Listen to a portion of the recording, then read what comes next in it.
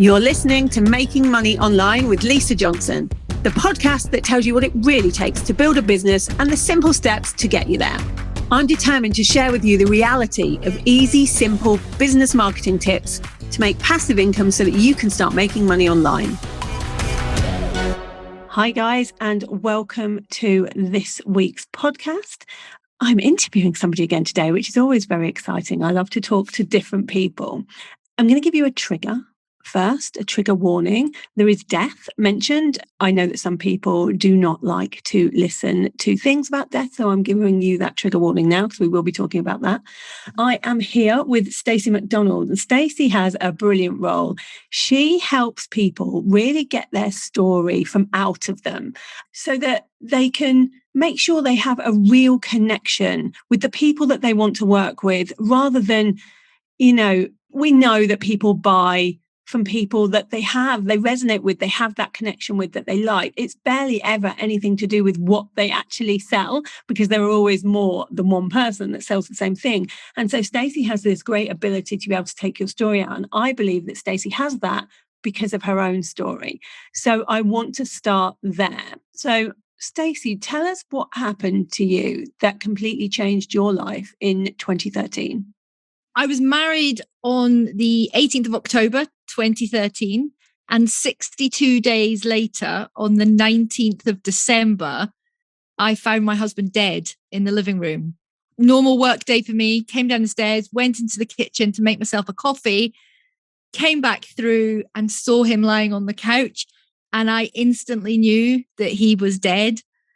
But I have 20 years first aid training, autopilot, pulled him off the sofa, started to do some CPR whilst trying frantically to phone 999, and felt like about 6 hours, but it was probably only about 6 minutes. And the first responding paramedic came through the door and he just put his hand on my shoulder and he told me to stop.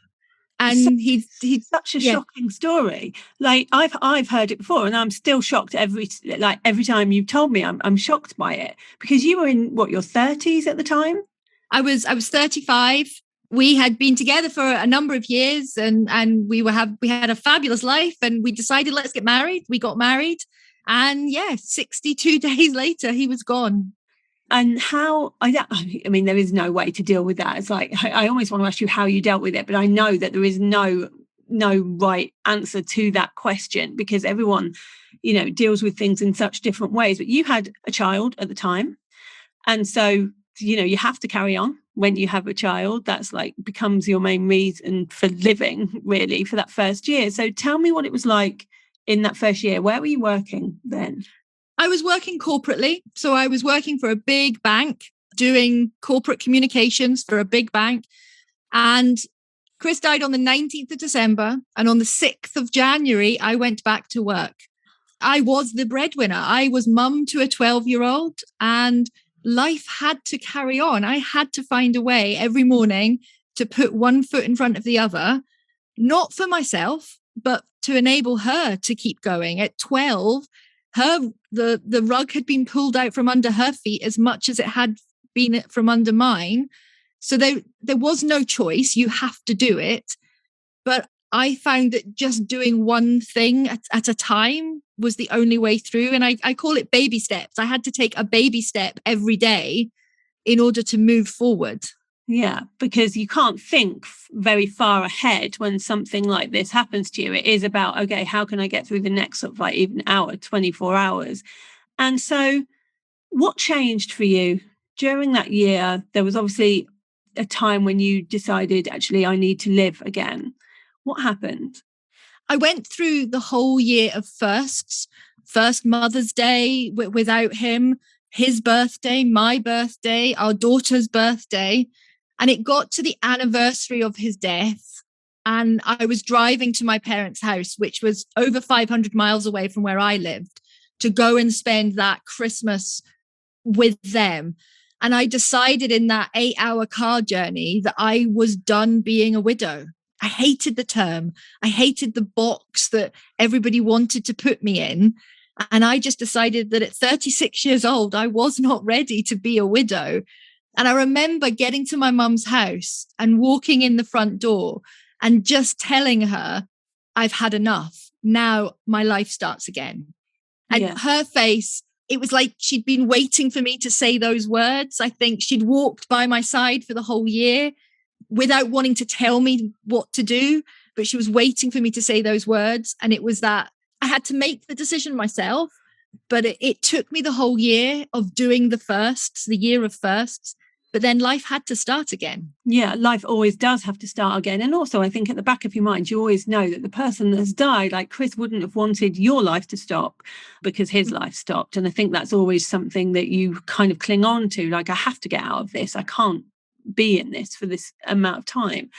And so it really changed your outlook on life. And I guess it would anybody that's gone through something like this. I often talk to my clients. I'm a big believer in you get one life, you don't know how long that's going to be, and therefore you have to absolutely make the most of every day. And I think that's why I live so fast, because I live assuming I will die the next day constantly. So I'm constantly doing things because I want to make the most of it. And I think when something happens to you, I tell my clients, you've got 4,000 weeks in an average life. What are you doing with this week? Are you wasting this week because you only have 4,000 of them? Did it have like a massive effect on how you decided to live? Absolutely, it did. I was coasting through my life. I had a very comfortable corporate job, but it never lit me up. It didn't excite me. I was doing the do, but I'd come home at night and watch trashy TV, go to bed and do it all over again the next day. And I knew something had to change. I knew that the man that I had married, the character that I loved, he would be the one kicking my ass. He would be first in the queue to kick my ass if he saw what my life had become. So there was that very conscious decision to make changes. And very quickly, I didn't know what to do. I didn't know what the changes should be. And everybody wants to give you 10 pence worth of advice. I bet they do. Everybody wants to say, oh, don't make big decisions. And, oh, you have to do this or you have to consider that. And I did it all my own way. So within 18 months, I'd accepted this massive promotion in the corporate world and I had moved 500 miles. And it was probably the best move because it then also showed me I didn't want to do that either. Sometimes you have to do things to know that. Yep, absolutely. And I realized very quickly that it didn't matter what corporate role I took, I was always still going to be somebody else's number. I was always going to be somebody else's communications manager. I was always going to be somebody else's press secretary. I was never going to do what I wanted to do. So I took a leap of faith. I just decided I'm going to start up doing what I want to do. And that was talking to people about their own stories. Because I suppose when you realize you have a story, you realize that actually everybody has a story and it might not be as shocking and as sad as what happened to you. And it might not be, I think we see the kind of rags to riches story that I guess I have constantly, but actually everyone has a story that can resonate with somebody else, don't they? 100%. And the best thing when I say talk to my clients is they tell me they're boring. They tell me they have a normal life. They tell me something and then they'll start to talk and it's like, ping, there's the story. And they'll tell you something about meeting their partner at school, or they'll tell you about the thing they did 20 years ago. And you're like, that's your story. We all have them. Every single one of us has them. And I love to work with my clients to say, do you know what? That could actually help you make connections with who you want to serve. Yeah, because people resonate with people, and especially people that have either been through something that is similar to what they have been through, or who have the same goals as someone else. They strive for the same thing. And I think it's really true what you say about people think they're boring. People always come to me and go, well, the reason that you're doing so well is because you have this story of bullying in your backstory. And I was like, that's just one story of a million I could have used. Like, let's chat to me about like what's happened in your life. And they'll go, well, nothing has. And then this one grain will come out. Like one person that I was talking to, she said, well, nothing's really happened in my life. It's just been quite an average sort of middle class life. And then halfway through chatting to me about something completely differently, she told me she'd married herself in Vegas because her boyfriend had left her. She went to Vegas and married herself. And I'm like, there's no better gold than these things that people don't realize are going to be like a massive catalyst for people resonating with them in their businesses and for content as well. So why do you think it's really important for people to own their own stories? I think there is something, especially in the online space, about authenticity, and people sort of trope that word out and they don't really know what it means. But I like to see real people. I like to see proper human beings doing normal human stuff that I can resonate with as a human, because it's really important when I decide, am I going to trust that person with my money? So I like to think that it doesn't matter what it is. It doesn't. You could be talking about what you did last night with your husband, or what the dog did in the living room yesterday, or what the kids said when you opened the door. It could be anything. It just makes you actually so much more relatable. Yeah. And it makes you human. Makes you human, doesn't it? And I think that's the thing. And I talk about adversity in my life quite a lot, because I think it shows that nothing's ever all perfect. Like, I think sometimes people look at my life and they go, oh, it's so perfect, like she's always on holiday and stuff. And I think, if only you knew like the other bits. And so then I started to go, well, actually, I'm going to tell you all the other bits. I'm going to make sure you do know, so that you don't think that everything's perfect online. And it helps that if you do that, and if you start telling people the truth about who you are and the things that you've been through and things that you're ashamed of that you've done as well, like being really open and vulnerable about who you are, then when you do something good, people celebrate with you and people are happy for you because they've been through the lows. And so they go through the ups with you as well, which I think is really important. It is, absolutely. And sometimes it's those low moments, it's those things that you would rather not show the world that will make the biggest connections, because there's somebody else out there thinking exactly the same, or has ballsed up in the same way as you've ballsed up. And yet they're listening to you talk about it and they go, oh, it gives them a bit of permission as well, that they could talk about it to their audience. And I think that's really something we all seek. We seek permission from other people. We watch influencers, and I'm quite sure I'm watching your podcast and you've got other clients watching, and they're looking up to you. But they're looking up to you in a sense of, she's just being real. There's no false, there's no hidden agendas or anything like that. And that's what I love about when you open yourself up a little bit and become a little bit vulnerable, you can do the same for your clients. I often say to my clients, it's like opening the door or opening a window. You don't have to fling it wide. You don't have to let the skeletons out of the closet. You can just open it a tiny wee bit. And what you do is that you let the light in on your life and somebody gets to know you a bit better. Yeah, I think people are scared that because they see others being very vulnerable. I tell a lot. You've told a lot today. And I think that worries them, that they have to tell everything about their life. And actually, it's your life and it's your story, and you get to own it. So you get to decide how much of it goes out there in the public domain and how much doesn't. And even just absolutely a tiny bit can help someone realize that they've been through the same as you and connect with you in a different way.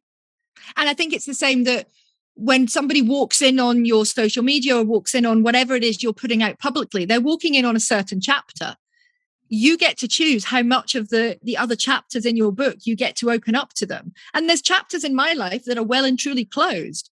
And who knows, one day I might open them and one day I might not. But I make the choice, and I make the choice today, knowing what I know today. Is it the right choice for me today? Absolutely. Will it change tomorrow? It might do, but that's okay. Yeah, I think one of the things that I've loved about stories on social media is when you talk about giving people permission, I think it can give people permission to feel a certain way as well, not just to do a certain thing. So a good example is with the story you're talking about. After a year, you said, I'm going to live. I'm going to make the most of this. I'm going to do what I need to do to have the life that I really want to have. That will give permission to others, because there's no right or wrong in these situations. And that will give permission to somebody else to go, okay, I don't have to be the widow forever. I get to choose who I am and where I go forward from here. And I think that's quite a hard thing, because we're kind of conditioned by the world that we have to act in a certain way if certain things happen. You're 100% correct. Something I have said from the day Chris died is that there is no instruction manual for doing grief. There's no instruction manual. Just like there's no instruction manual to bringing up kids. We all wing it every day. But actually, there isn't that rule book. There is no right and wrong way to grieve or to get over or to move forward. Whatever terms you feel comfortable using, you have to find your own path. And by me walking my own path, I've actually said to the people following behind me, you can do that too. And your path could be left, right, forward, backwards, whichever way you want it to be. You don't have to do what society will try and tell you to do. Yeah, which is so important, because I think sometimes we second guess what we're supposed to do in certain situations, but actually it's up to us how we deal with things, and just seeing lots of different ways of people dealing with things can help as well.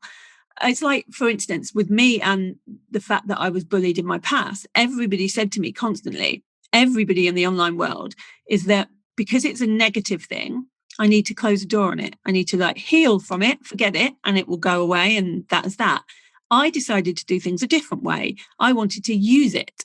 If these things had happened to me, then rather than just kind of forgive everyone and close the door, I wanted to use the anger that I felt, and I wanted to use the negativity and use it to fuel my success. And so that's how I used it. Like, whenever I was a bit scared of doing something, I would think about those bullies and the person that held the knife to my throat and go, what would she think if she saw me on a stage like this? If I say no to this and I feel scared, she would think that it's because of what she did to me and I don't want her to win. And so it would make me do things, which ultimately has massively enriched my life. So I don't think there is a right or wrong way to deal with any kind of adversity. I think it's about what's going to be best for you at that time. And it's definitely been good for me to use that adversity to kind of push forward with success. I agree with you. And I think I've taken my experiences of losing Chris and making the decisions to change my life. But I talk about him all the time. I make sure people know that that's in my past. And I've always said, if I can help one other person who is grieving make a different choice or do it their own way, then my job's done. Yeah. My sharing my story, that's the reason for it. That's the purpose behind it, is to give that glimmer of hope to somebody else that they too can do things their own way. I think that's an amazing goal to have. What an amazing mission to have. And what you were saying there about sometimes you don't know why you need to tell your story. Like, when I started talking about the bullying, I had no idea why I was saying it. What I realized later is I was supposed to do it to help other people who are going through the same thing realize that actually they could do more with their lives rather than quit, which is what most people who get bullied do. And so you're right. Like, even if you help one person do something in a different way, then you've done what you're here to do almost. Like, there's a reason, there's a mission. So how do you help people? Like, what's the method that you use to help people find their story? Normally, it is a coffee and a natter, because it's as simple as what you said earlier on. When people start to talk, the stuff comes out. And it's like when you meet somebody new for the first time, and when you met your husband and you go dating, you want to find out about that other person. So for me, it's all about talking. I love working one-to-one with people because then I get the chance to have a good old dig around in their life. I'm inherently nosy. And I think out there, most of us are. We want to know what's going on. So I normally chat with people, and then I can show them that actually all of these things, the past you've had, can be used for good in the future. And it can be used to connect you with the people you want to serve. It can be used to connect you with the people you want to buy your products and your services, because they're going to listen. They're going to hear a bit of themselves. They're going to resonate. They're going to go, that's similar to whatever you've been through. So all these connections happen sort of on such a subconscious level as much as a really obvious level. And that's the bit I love working with people. And normally it's I would say it's people who have got businesses or who want businesses or who are thinking about having a business. But essentially it's anybody, because you can use your story at any time. Yeah, that's so true. I remember when I was a wedding planner, I think that connection, that personal connection with somebody is really important. And so when somebody would write to us and say, can we have a conversation about you maybe doing our wedding? I would go on Facebook and scour through their Facebook to see if there's a link. Like, was there anything that they have? So, for instance, one of them got engaged in Malta. I'm Maltese. So I would make sure then during the conversation to bring up the fact that I was Maltese, because there's a connection, and a personal connection means so much more than anything you do. And sometimes we got jobs just from me doing a bit of research about was there anything in common between us, than somebody that was way, way better at wedding planning than I was. But our company got it because of that connection with me. So You can totally see how this would work, like having your story out there and making sure that people really know the real side of who you are and not just the bit that you like to show as the veneer. We need to go beneath the surface a bit. Cool. I absolutely love what you do. And I think it's so important that people feel vulnerable enough to share their stories and to know that they don't have to share all of it. And so I'm glad that you're helping people do that. I think it's going to make a big difference to them. And so if people want to come and find out about how you can help them, where's the best place to do that? The best place is to find me over on Instagram as the Modern Storyteller. I chose the name a long time ago, but it does actually fit with what I do. It's taking that traditional idea of telling stories, but it's actually mixing it up and doing it for your real life stories, not the fairy tales that you think you have to talk about.